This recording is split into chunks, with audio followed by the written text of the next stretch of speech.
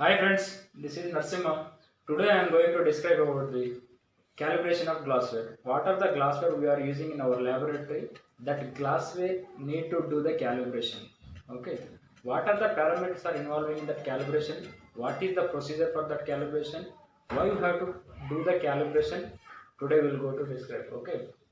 First of all, we have to know that why you have to do the calibration. Calibration is necessary for all instruments and equipments because whatever the result generated by the instrument or equipment, that results are in consistent level or not, we have to verify. For that purpose, we need to do the calibration for each equipment or instrument. In the similar way, we have to do the calibration of glassware, whatever glassware we are using in laboratory. For that glassware purpose, we need to do the calibration. Okay, actually, it is essential to the ensuring the results are consistent or not. We have to ensure whatever the equipment or instrument or glassware is there. We have to need to ensure the results, whatever the results generated by that particular equipment or instrument, we need to ensure the results are in within consistent level or not. We have to ensure. Actually, this glassware calibration as per USP General Chapter 31. The calibration of glassware and verification is regarding related to General Chapter 31. But recently that General Chapter is updated to 10331, 1331. It is updated in February 2021. Here also they are included, they are updated with a lot of things like calibration, process, cleaning, validation of glassware, and frequency of glassware, how we have to do the procedure also the incorporated in this updated general chapter 1331 general chapter USP. Earlier it is 31, recently it is updated as a 1331. Okay, what is the glassware we are used? That glassware is producing accuracy is most crucial factor in quantitative analysis. Whatever the glassware we are using in our laboratory, that glassware also we are using in quantitative analysis and qualitative analysis also. So in quantitative analysis, we are measuring accuracy. If it is some delay we are measured or slightly error in our measurement, it leads to many great disaster. So that we have to do the dilutions, we have to do the analysis, we have to use a proper glassware in our laboratory. Okay, actually glassware are two types, class A and class B. Okay, as per our current regulatory requirements, all agencies are asking class A glassware only should use in our laboratory.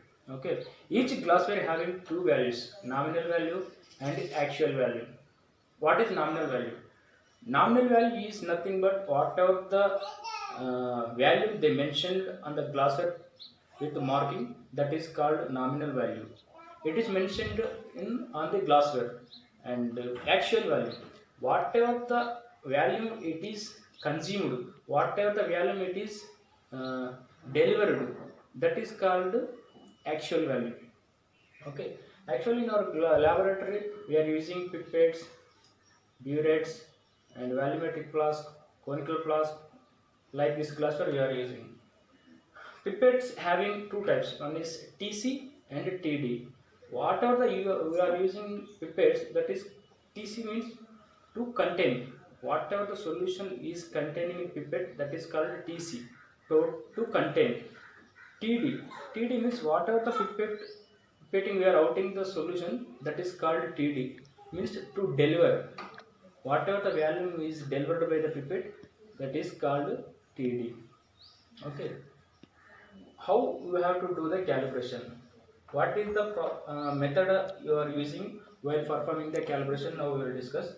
Actually for volumetric glass, pipettes, bearers, for example you can take anything volumetric flask. First you have to weigh the empty volumetric flask. Okay, after that you need to fill the milky water at the room temperature 25 degrees. Whatever the water having room temperature is having 25 degrees, that water you have to use in calibration always. Okay, first you have to weight the empty volumetric flask, that one you have to take as a W1 weight, and with water you have to take a W2 as a, and actual weight, whatever the weight you need means you have to do the W2 minus W1, you will get the actual weight. Actual value you have to find out means whatever the weight you have to get, with that you have to do the calculation the density of water. The density of water at 25 degrees is 0.997. The water having different densities at different temperatures. For example, at 25 degrees it is water having 0.997 as per USP. For that purpose we have to use D is equal to 0.997. Whatever the value weight you get, that one you are divided with density. Okay. For example, 25 ml volumetric flask you have taken. For that purpose, you have to do the empty weight as a W1. Okay. And you have to fill the water with up to the mark of 25 ml, and you have to take a weight as a W2. You have to the actual weight of water means W2 minus W1, you will get the actual weight, and actual value means whatever the weight you are got W3, you have to divide it with the density of water at 25 degrees. But you know the formula, D equal to M by V. Here D you know, so value you don't know. So in the similar way, you have to do the, here you know the mass W3, D 0.997, then you will get the value of that volumetric flask. In this way you have to find out the volume of volumetric flask, and you have to do the pipette of calibration means you have to weigh the empty pipette weight,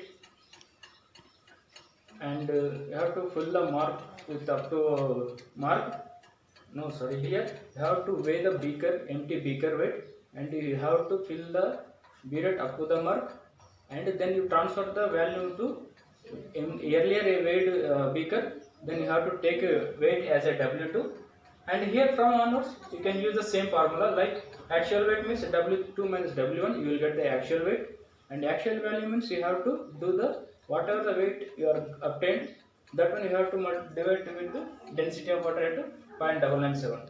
In this way you have to do the calibration for pipette, and the same way bead also you have to do the calibration.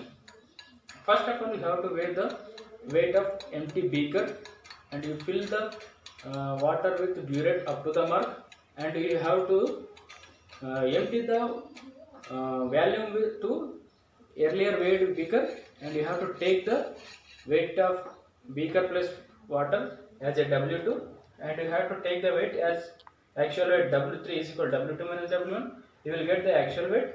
In the similar way, actual volume W3 divided by density, you will get the value of that period whatever you have. Whatever you are doing the calibration, you have to do in a triplicate. Pipettes, volumetric flask, bearers, whatever it is, you have to do in a triplicate manner, and all results within in a consistent mode. And all bearers glassware having the tolerance of that particular. For example, you are using 10 ml volumetric flask, it is having the plus or minus 0.02%. In this way, like this, all volumetric flask, pipettes and bearers having different tolerance limit for different values. Okay. In this way you have to do the calibration for glassware. Okay. Like whenever you are performing the calibration, that you have to select based on the, some organizations are following as a square root of n plus 1. You have to list out the all glasswares, like pipettes how much you have, bearers how much you have, 5 ml volumetric flask how much you have, 10 ml volumetric flask how much. First you have to do the list out of each glassware, and based on that number you have to select the glassware first for calibration. Okay. During the calibration you have to take a proper precautions, like you have to use always a dry glassware for the calibration. Okay. For example, for performing the calibration of volumetric flask purpose, you have to take a dry volumetric flask and you have to do the calibration of glassware, volumetric glass. And while performing the pipette, you have to take a dry pipette and you have to take a volume, and you have to, before that you have to take a weight of empty beaker, and you have to transfer the volume from pipette to uh, beaker, and you have to take a weight of that particular beaker. Okay. After completion of this activity, and you have to take some proper precautions like performing the calibration to check the any breakage of glassware. You have to ensure that properly.